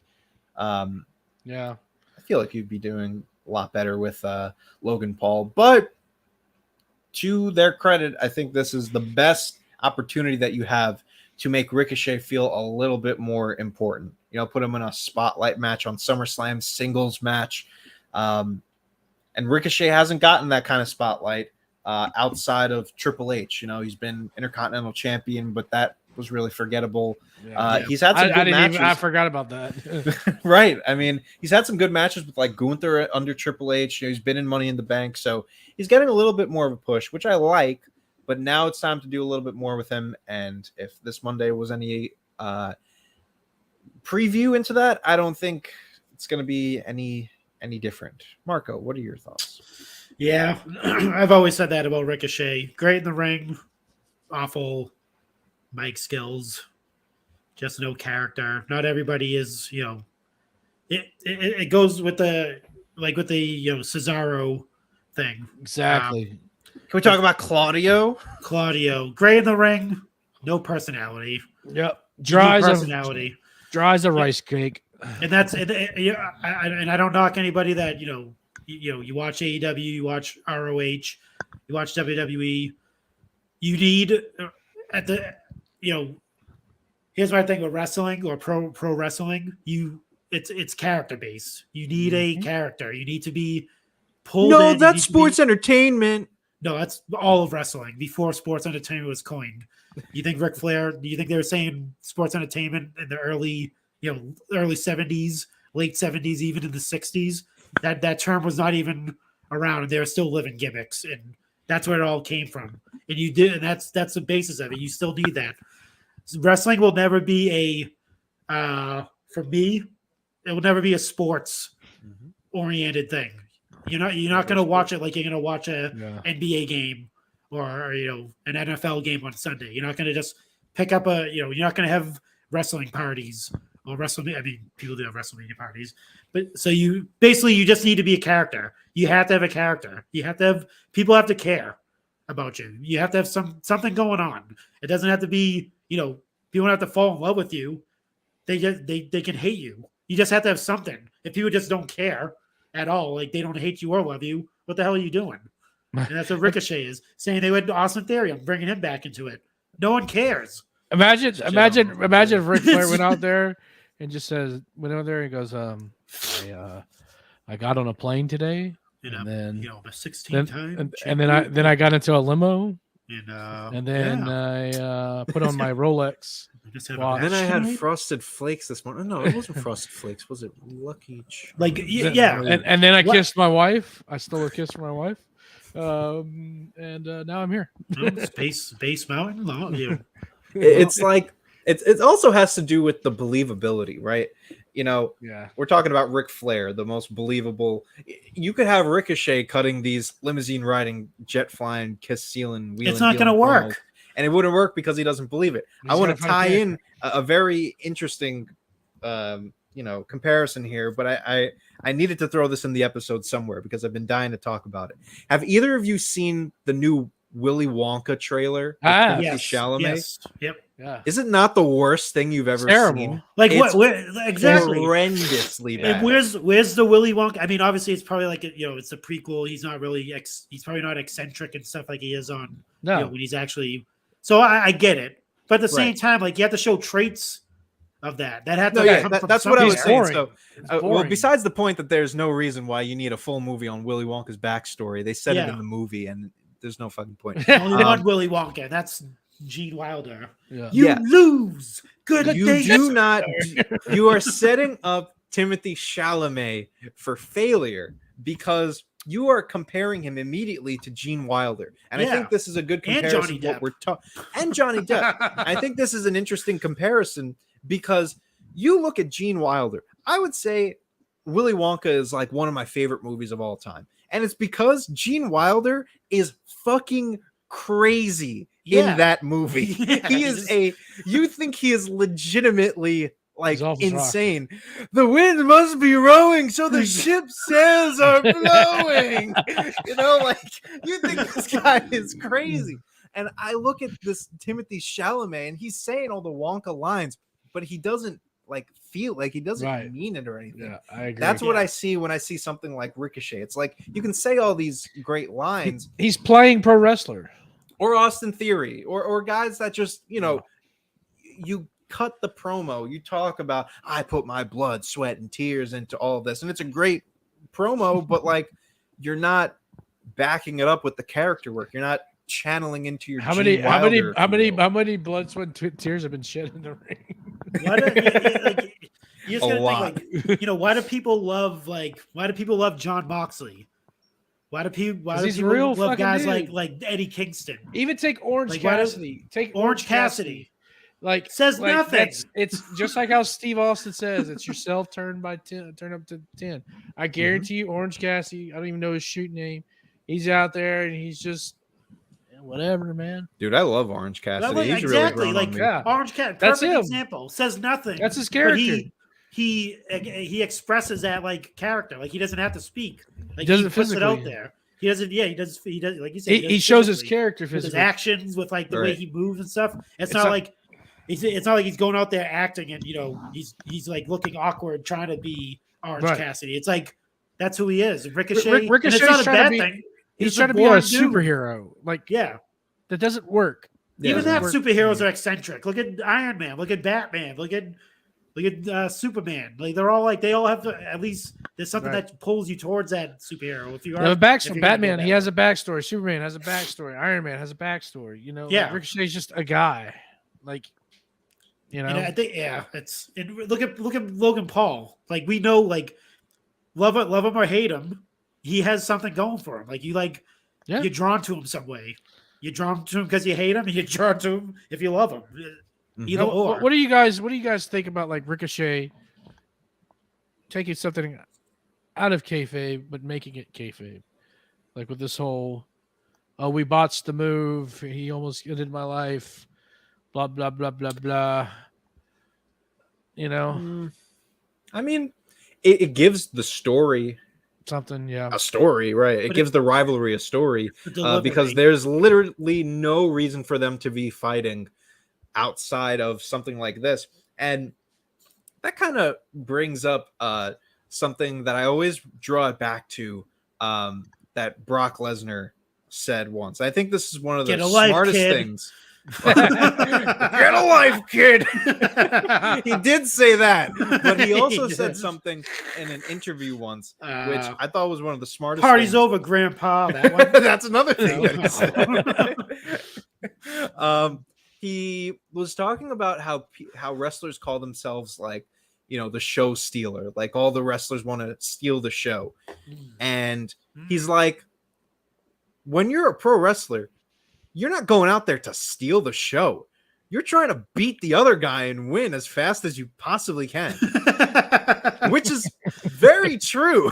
Like, it's like saying that you're going to steal the show makes it into a performance. So I look at Ricochet and Logan Paul, and I'm like, this is a steal the show storyline where they're really only doing this because they had that one cool move at the Royal Rumble. And they tried to do another cool move at the Money in the Bank. So now they're doing this to do another cool move at SummerSlam. Like, if that's what you're going to do, don't do the fucking match. You could have just done the segment on Raw and been done with it. But now we have to have weeks of build for Ricochet and Logan Paul, all for one move. This is going to be a one move match. Ricochet, he needs to come out and just start, you know, wrecking Logan Paul, because Logan Paul's not going to be there. Like, just come out with a little fake Pokemon card around your neck, come up with your own like impulsive podcast, shit like that. Like just start wrecking this dude. Do something. He's just, I don't know, man. I'm make just fun happy of I him. got. It's just the way he talks. Oh, God. Maybe take a camera crew and go inside of a forest. Oh no, dude. He's like, I don't know, just his delivery on that too. Like, you went and talk crap about me on your podcast.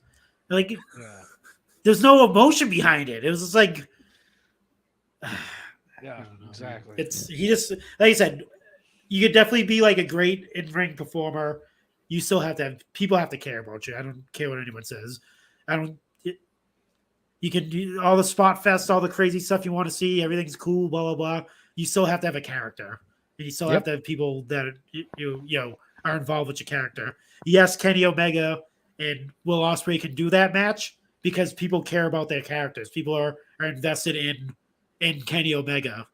They're invested in Will Ospreay. Will Ospreay built his character a lot better in the past few years, but they're able to pull off that type of match with all the spots and all that stuff because people are invested in their characters and who they are. They know what they're about. They know their backstories and all that stuff. Ricochet is just. I mean, I'm rooting for Logan Paul. I'm not even rooting for Ricochet to win this match. I want Logan Paul to win. That's how bad Ricochet is. That I don't care. You mentioned Kenny Omega. Can I give a quick hot take about AEW last night? Sure. Hot takes here. Get your hot takes here. Kenny Omega, and this reminded me. Oh no! What do you think of that promo that he cut at the end of the show? It was horrible.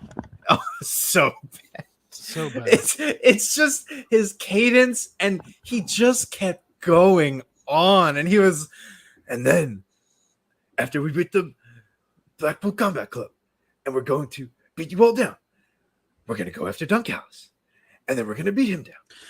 Yeah, he's not and the best we're going guy. to win the match. Yeah, and I'm like, Good oh my god! Good luck. Oh, yeah, I hate.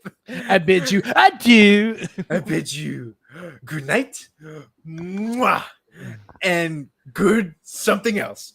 Bang! yeah, I don't. He has a great he's not team, though. I'll give him that. Yeah, his cadence is yeah. I mean, that's we need heel Kenny. Come on now, what are we doing? Let's get heel Kenny and Don Callis. Get him back with Don. Yeah, let's get him back with Don. Yeah, Kenny. By God, Omega. That type of stuff. We need heel. We can't face Kenny's not. Kenny, by God, Omega. I love his scar though, Don Callis. He has a great look right now. Yeah. They were putting him over on the flagship show, and his theme song, everything about Don Callis is very good right now. Even his long neck. Even his, that's a preview right there. Got a long ass neck. But yeah, good talk about Ricochet and Logan Paul. I'm just happy I got my Willy Wonka rant out of the way because I've been dying to talk about that. But lickable wallpapers. The snozberries taste like snozberries. Snozberries. What is a snozberry? And he just grabs her face. You get nothing. You lose.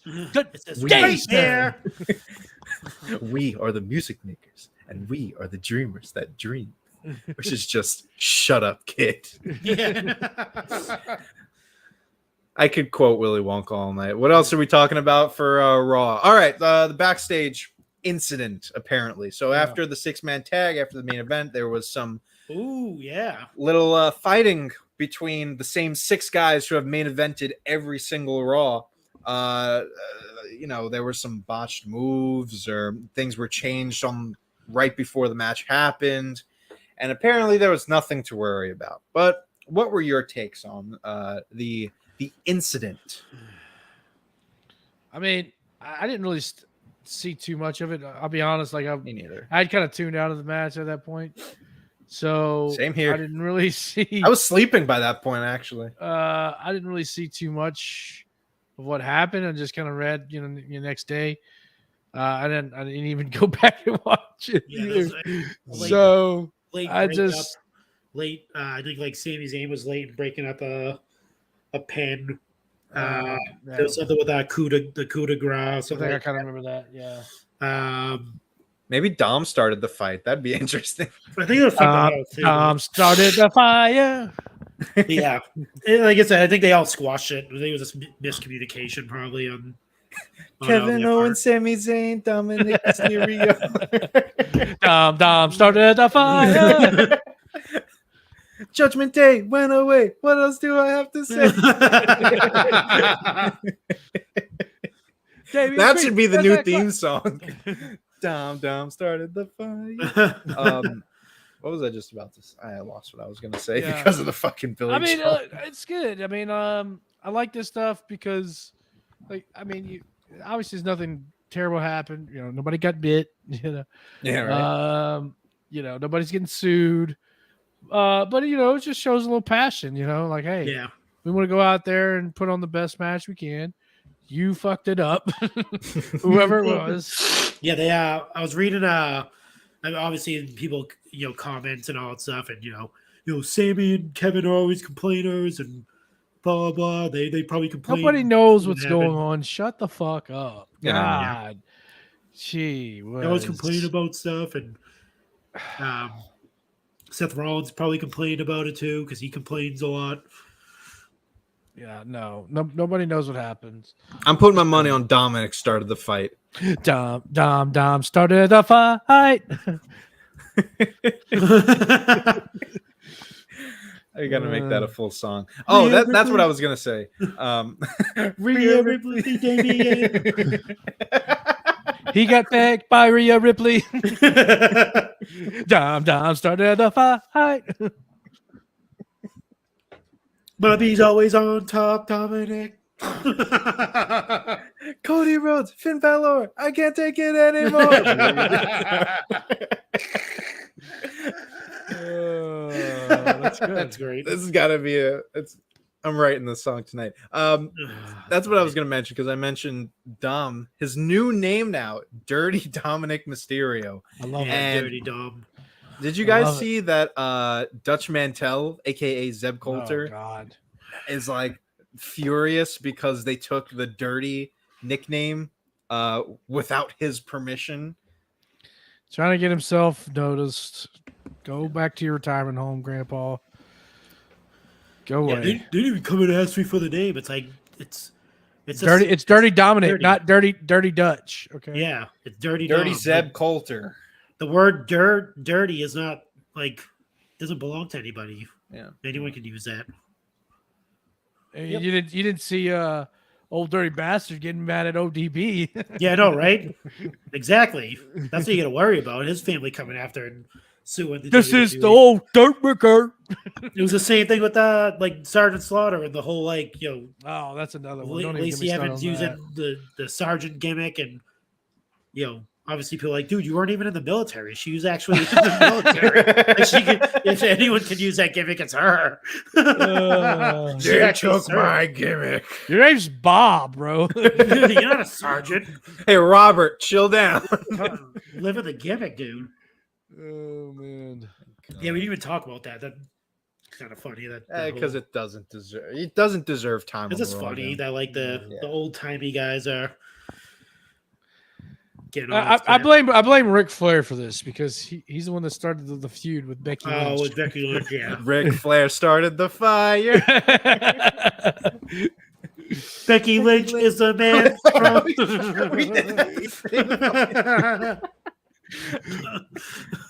Ric Flair drinks too much. Becky Lynch is a butch. Oh man.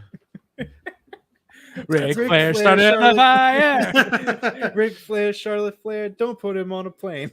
Oh boy. Actually watched that recently. The Plane Ride from Hell episode of the Dark Side of the Ring. It's a pretty good episode. It's actually a good episode. I learned about H-bombs. H-bombs, that's right. I'm gonna H-bomb myself later. Jeez. Don't do that. No, I'm just kidding. What was I about to say? I miss Lacey Evans. This whole Lacey Evans military gimmick is making me miss her first gimmick because she had a great theme song. Yeah. Stand by that. What was it? I forgot. Act like a lady. Oh, yeah, Act yeah. like a lady. Yeah. Better gimmick. Too. Yeah, they need to go back to that gimmick. Yeah. Y'all are a bunch of nasties. Speaking of going back to old gimmicks, did you see the Undertaker? He booked the Fed, and he basically said, "If I bring back Bray Wyatt, just got to give him his old gimmick back." Just I was actually thinking of that. Yeah, completely just shit on the Fiend and. But you know what? Is he wrong? Thing. He's not wrong. He's not wrong, is he? Nope. He probably says that because that's the only Bray Wyatt gimmick that he interacted with was the first iteration. Of Bray. He's actually spot on. That's actually spot on analysis by Mark Galloway. Mm-hmm. It's like he knows something. I don't know. Yeah, I was watching last night. Me and the kid, we were watching. For some reason, started watching Brock. It was like Brock Lesnar and CM Punk at SummerSlam. I'm surprised you weren't watching match. the 2-hour Bloodline special again. No, God no. And I was like, we got to watch them. It's either that or Roman and Finn, from what I hear, is going on at the Well, he knows Brock Lesnar. He doesn't know. He doesn't know. Obviously, CM Punk really. No, he needs to learn. So we watched that match, but then we watched another SummerSlam, and it was Finn Balor, the Demon Finn Balor versus Bray Wyatt. SummerSlam match, which actually was a really good match. 2019. Yep, I believe so. Yeah, and then pandemic. I was like, damn, dude, we need to. I was like, I love that. That's what I was thinking. I was like, Bray Wyatt definitely needs to bring the old school Bray Wyatt with the fedora, the Hawaiian shirts. We need that. You really do need to. I don't know if they feel awkward about doing that gimmick again now that Luke Harper, Brody Lee's passed away. It's easy. You call up Joe Gacy. Like he's a easy shoe-in with that. I mean, I guess. I feel like they're at the point where it's like, you don't want to make him replaceable, which I'm sure isn't the intention, but I mean, they could always just do Eric Rowan and Braun Strowman. I mean, what the fuck's Strowman doing right now? Right. Well, Strowman's hurt right now, but yeah, true. Yeah, before he was hurt, he's big time hurt. I think he had to have neck fusion surgery. Really, I didn't hear that. Wow. Yeah. Okay. Big time. So yeah. How about Big E too? Big E kind of said, "Look, feeling good. Don't know when I'll be back." Yeah. Right. Do we see Big E again? I don't know. Depends on what they I have really for him. don't know. That's the other thing too. I don't. I'm going to say no because we know WWE's so cautious, right? And they're going to keep him in that ambassador role, kind of thing. And he'd be great as like a backstage announcer kind of thing, or even a commentator. Yeah, commentator would be very good. He'd be very entertaining. So need to bring back the freaking New Day pod, dude. That freaking podcast was fucking hilarious. It's great. That was the funniest shit I've ever heard in my life. Yeah, Biggie's God, this dude is hilarious. Dude, when so funny. They did a whole thing about like, toilet paper and like how you like wipe yourself and all that shit. Like is it do you ball it up like in a ball or do you wrap it around your hands and freaking Kofi said he just balls it up. He just like grabs a bunch of balls it up. And then fucking they just went in on him. They're like, "What the hell? What's wrong with you?" It's fucking hilarious, dude. Is Kofi hurt too? I think so. Yeah. Yeah, ankle. Remember they had that spot where like someone dove out of the ring and fucking landed on his ankle or some shit. I think it might have been Drew McIntyre or someone huge. But yeah, he's out. But yeah, so damn, whole New Day, except for Xavier. But what else happened on Raw? Or is that pretty much it? It wasn't a very eventful Raw. Well, this one on Raw, but AJ squashed Karrion Kross in 3 minutes. Actually, it was. I'm pretty sure it was just over like 1:30, like 90 seconds. It wasn't even 3 minutes. I can show you that. Could you believe that we were talking about Karrion Kross when he came back, and we were like, it was like a year ago, by the way. Yep. And we were saying how, this is a game changer. You finally can build him up properly. Every feud that he has been in, he has lost. Sometimes. Why? Sometimes we just got to say Vince was right, dude. Sometimes you just have to fucking say the dude knows what he's talking about. It sucks because he has like the presentation, he has the look, he has Scarlett, he has the entrance, and then they ring the freaking bell, as Adam Cole says. Sometimes I always say that, like when I see someone that's like that gets brought back or some shit like any instance where it's like, damn, dude, Vince was fucking right, dude. That's I always say that in my mind. Like when there's someone that doesn't hit, that you think is gonna hit, and they're like, oh, this dude would definitely be a star. Well, he should leave and go to AEW or whatever. And then they go up to the other company and it's still nothing. It's like the fucking guy was right, dude. Like some people just don't have it. Like I said, that brings me back to my thing that I always say: if you're a pro wrestler or sports entertainer, pro wrestling, if you're one of those two, you gotta have a fucking character. Like you have to have something that people gravitate towards, or you're just gonna fall flat. I don't care. I mean, I'll argue with anybody on that. Like you can watch flips and all that shit all day long and fucking cool moves, but do you care about the people? Like, do you care about like what's going on in the storyline? Do you care about that person that's doing the fucking moves? Right. Or are you just watching just to be entertained?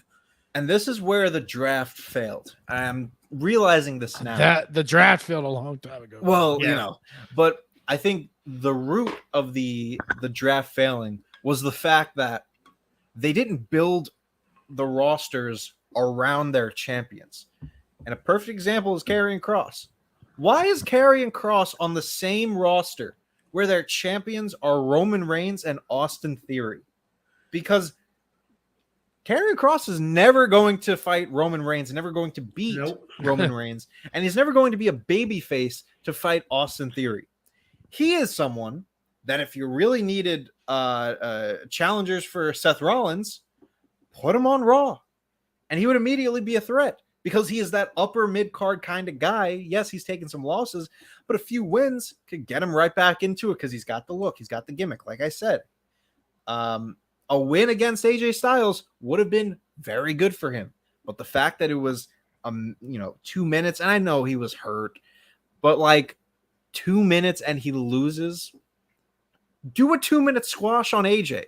AJ can take the loss. Karrion cannot. What are we doing here? That's my rant. What are we doing here? Nothing, apparently. That's a good question. What are we doing here? Is there anything left to talk about? I don't think so. Or are we putting a bow on this? All right. Let's put a bow. Wow. Well, we did that at the same time. Got the point across. My bad. Sorry. Folks, another episode in the books. Thanks. Next week will be Big 90. Big old 90. Then we're gonna be 10 away. I don't know if we're gonna do something big for the 100. We probably should, right? We gotta do like a retrospective. Actually, I have a little bit of an idea. I'll talk to you off air. We'll offline about it. We'll offline about it. Cash in. Maybe I'll cash in on episode 100. Ooh. Oh, take that title. I hope you don't. But hey, maybe you could wait a year and J-Bone had some success on doing that. That's true. Maybe we could do that. That's also a good point. Marco, what have you got going on over at Chick-Foley? Nothing much. We have obviously you can follow us on our socials. Chick-Foley on IG, not on Threads yet. Not sure what we're doing with that. So yeah, Threads is a no for me, brother. I've been on it. It's shit's week. but also, I mean, obviously, the Twitter machine. Chick-Foley Show. You can follow me there. Twitter machine. Chickfoley.com. And I totally forgot about this. So this is a week in advance. I actually have some bad news for next Thursday. I'm afraid I've got some bad news. I will not be on the show next Thursday because I will be attending a local pro wrestling show. Wow. That's happening here in Everett. It's actually happening at Night Shift Brewing, which is a brewery. I've heard of that. In Everett, Massachusetts. They have their yearly. It's called Owl Mania because the owl is their logo, and it's Chaotic Wrestling is going to be there in attendance. They'll be outside. Yeah, Chaotic Wrestling will be tight. Will be out there. Alumni of Carmelo was a Chaotic Wrestling alum. That's right. So yeah, I'll be there. Any big names going to be at the show? Not that I see, no, just like the regulars for that brand. I don't think there's any. They didn't say there was any special guests or anything like that, but says and much more. So we'll see what's happening there. But yeah, so I'll be there, watching in attendance. I think it's gonna be outside, which is gonna be pretty cool. But it's gonna be cool because it's gonna be. I think it's gonna be outside. So because they a lot of at the brewery they have a lot of outside stuff. So be pretty cool watching some wrestling outside, not indoors. Get some fresh air.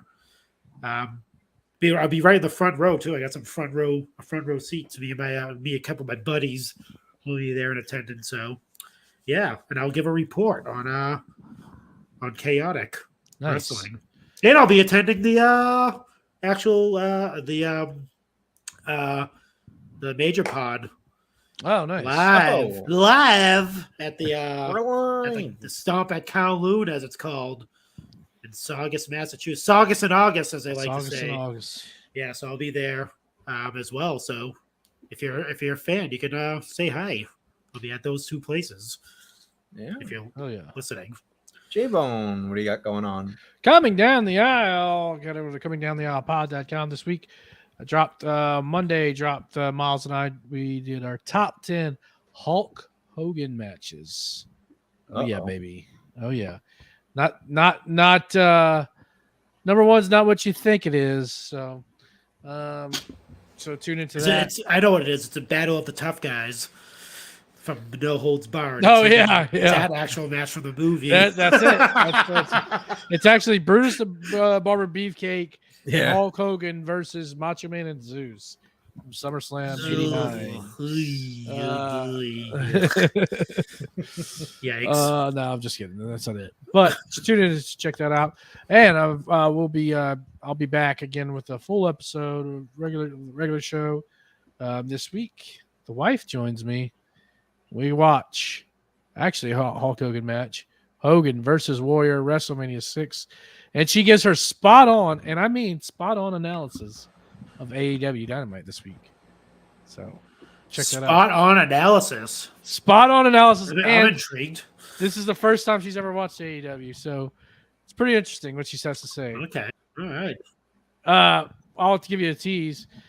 When Don Callis comes out, she said, "That dude's got a long neck."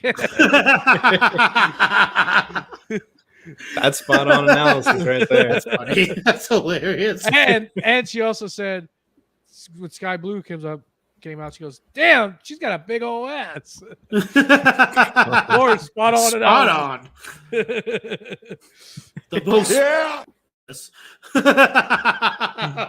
So yeah, you can tune into that tomorrow. Actually, that's great. Comingdowntheaislepod.com. You can get to where Apple, Spotify, and Marco. My wife and your wife have been talking. I think they might be planning a little something. Yeah. In the future, we'll see what happens. Yeah, I'm scared because I asked my wife about it. She said, "Oh, it's probably going to be like just I was like, "Oh, what's the topic's going to be?" Just anything, just weird shit. I'm like, "Oh no, that's probably going to be that's scary. It's probably a bad thing." This is like how how doesn't like Randy Orton and Kurt Angle's wives? Oh yeah, so yeah, it's gonna be like that probably. Yes. I guess I won't give away too much, but I'm sure you can connect the dots. Yeah. But that'll be fun. J-Bone's got a lot of good stuff going on over at Coming Down the Aisle. And of course, Chick Foley and all of our Pod Foundation people, including the Tavern, of course, and Extra Cooler. So make sure you check everyone out. But until then, you can check out the Turnbuckle Tavern, folks. If you like what you heard, and I know that you did, make sure you head on down to the turnbuckletavern.com. Follow us everywhere that we can be found on social media, YouTube and Twitter. And are we on Threads? We're probably on Threads, right? Yeah, I think they're on Threads. Yeah, I don't really follow socials. It's some kind of.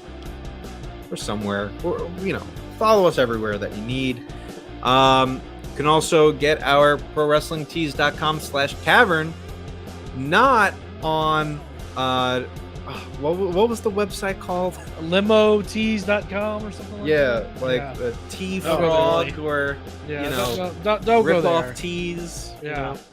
You probably won't even get your shirt if you order from there. You're probably gonna get your credit card hacked, and That's you're a gonna be fucked. that's a very good point. So go to prowrestlingtees.com/tavern for all your shit needs. And if you don't like the selection on Pro Wrestling Tees, which why wouldn't you, go to Teespring from theturnbuckletavern.com and you can get the legit RAWDOWN logo on a lot of shirts. We're due for some RAWDOWN merch. We gotta brainstorm on some. Dom Stomp started the fire. Yeah, there you go.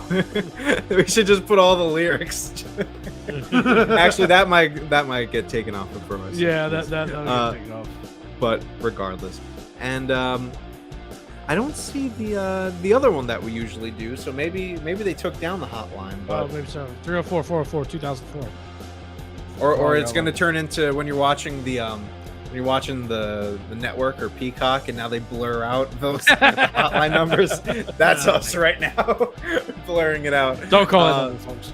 Yeah, don't call the number until we get confirmation that you can. And then next week we will let you know if you can call the number. But if you do, say good things about us. All right, folks, this was a very, very fun episode. Kind of shooting the shit this week, but I think it worked out pretty well. Next week we are going to be Marco-less on our 90th episode, but we will make do. Yeah, right. Fuck out of here. But nevertheless, we are going to wrap up this segment, or this show, I should say. I bid you goodbye, mwah, and good night. Life sucks, and then you die.